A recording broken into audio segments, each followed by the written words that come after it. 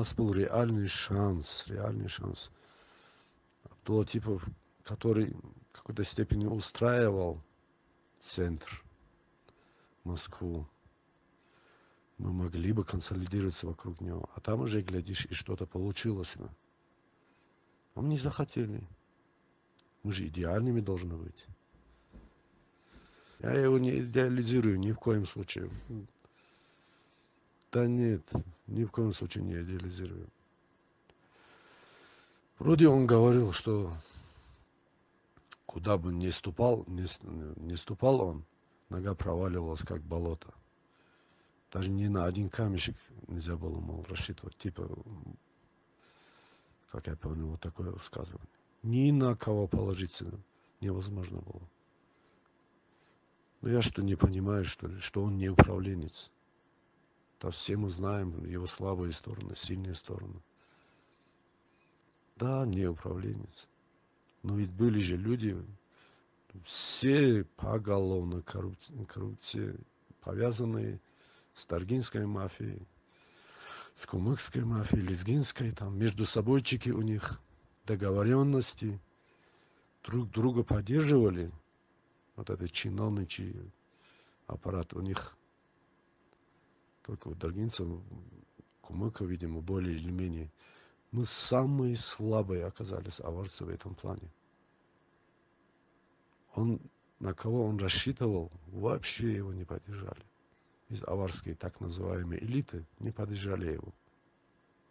Ни в чем. А то и открыто саботировали все его начинания. Да. Да, он в Москве, блин, да, такие проекты, я же презентации, все это. Он с такими надеждами же приехал. Не получилось. Именно наша вина аварская. Мы его не поддержали. Чиновничий аппарат, насквозь прогнивший. Так называемые лидеры. А на кого ему еще рассчитывать? Таскал со своего района, которых более или менее знал. И те подвели. Все подвели. Ну да, философ. Говорун по большей части, не руководитель. Но потянулись бы какие-нибудь управленцы. Мощной стеной стали бы. Он-то уже человек в возрасте.